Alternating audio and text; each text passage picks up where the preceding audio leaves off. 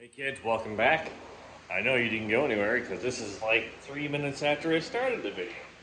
But here we are. Yeah, I skipped ahead a little bit.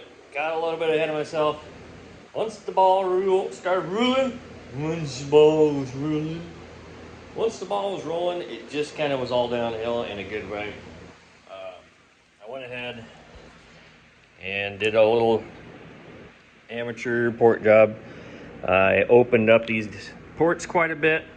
Now, I didn't go buck wild with them because realistically, first and foremost, I didn't want to get carried away and cause a problem. Second off, I don't think it's necessary. I mean, yeah, every little bit of flow helps, but these are stock heads, and truth be told, I don't really want to get carried away with them because they're stock heads. If these were AFRs or Texas Speedheads or, Edelbrock or any of that kind of stuff, I'd be a little more interested, but they're not. So here we go, handing away iPhone stuff. So you can see this is the gasket, and there is plenty of room. It's not exactly level because I'm trying to do this one-handed, but I could still go 3/16 of an inch on them and still have plenty of room to get away with, stuff. Grab one of these headers down here. Set them on a chair. And, well, there's our header. These are just a stock replacement gasket that you get from O'Reilly's or Felpro, a Napa, whoever you prefer. So you can tell I could go to that size with these exhaust ports. But then again, like I said, it's not necessary in my mind. And I'm just not comfortable enough to do that on this with my experience level. Likewise, little port job on the intake side, basically a little port and polish. I don't have the best lineup of tools, so I worked with what I had. Open these openings up a little bit, smooth the neck down around the valve stem, polish up the chambers. Mostly polished more than grinding for most of the stuff I did. But I think I hopefully improved it. So I guess we'll see. Gonna do a little more cleanup on it. I got the stock valley cover on this thing right here just to keep stuff out of it at the moment. I'm going to continue polishing. I've hit this with a wire wheel and such. I think I might take a grinder and grind these castings off just because they're ugly. And I don't like that. Clean this stuff up, clean off the side of the block.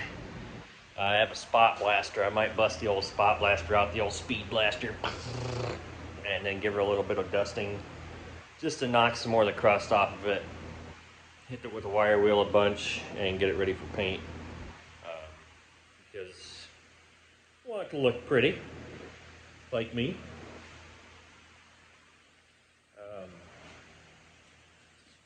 Got a couple sensors swapped in. I don't remember if I mentioned that before.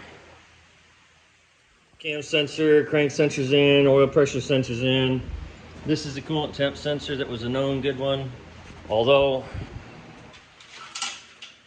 in my cleaning up of things the other day, I did find a brand new sensor with a pigtail in a bag. Didn't know I had it. So, I might just throw that in there just because I got it. Maybe I won't. Maybe we'll live life. So, anyhow, just a quick follow-up. I recommend that anyone that wants to try and do a little porting and polishing at home, do as I say, not as I do. I'm confident in my ability. I think I'm confident enough in my ability that I just went ahead and did it. But if I was if I was working on somebody else's project, paying customers especially, or if you're actually trying to maximize what you can get out of a set of cylinder heads with porting and polishing, First and foremost, do a ton of research. The more research, the better. Get on the old YouTubes there. Steve Morris Engines, he talks about stuff like that all the time. Hell, even Roadkill Engine Masters. It doesn't take much. Just search on YouTube, porting and polishing cylinder heads. You know, how to, basics, beginner stuff. Start there. I've watched a bunch of videos. I'm practically YouTube certified. And then get yourself a set of good heads. Actually, probably better to get yourself a set of junk heads, but get yourself a set of cylinder heads that you will not care if you trash and throw away. My recommendation is keep your eyes open for a set of heads off of, or a cylinder head off of a motor that's exploded. Even if you only have a half a cylinder head and you got 2 chambers and an intake and exhaust ports, who cares? Take some time, practice.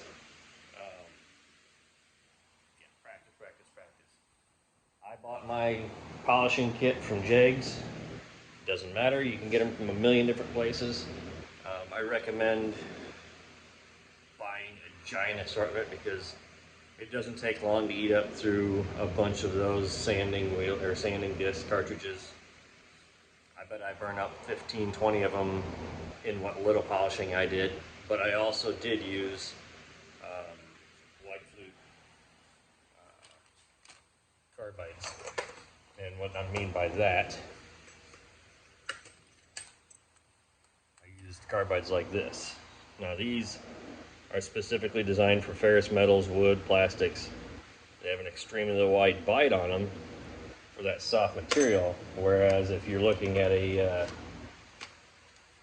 cast iron, stainless, regular steel, mild steel, you're looking at a fine flute like this. This is a less aggressive bite because you don't want to just destroy your, teeth on your carbide. You want them to last forever. So, again, there's your comparison. Yeah. So that's those. Whoops. Whatever. I would love to get a long set of carbides for aluminum. Not really worried about it yet because I'm just not at that level. I do have a set of long carbides, 6-inch carbides for steel. And with the polishing kit that I bought, I did buy a 6-inch extension. So I was able to get most of the stuff in there. Whatever. Anyhow, that's enough rambling for today. Thanks for checking it out. That's that. Stay in touch. This little baby bullet's gonna be coming to life here before too long. At least ways I'd like to get it on the dyno. I really would like to get it on the dyno and run it. I mean, I think that'd be sweet. So, anybody in North Central Iowa knows where I can get on an engine dyno for decently cheap, let me know. Otherwise, thanks for stopping by. We'll catch you guys next time.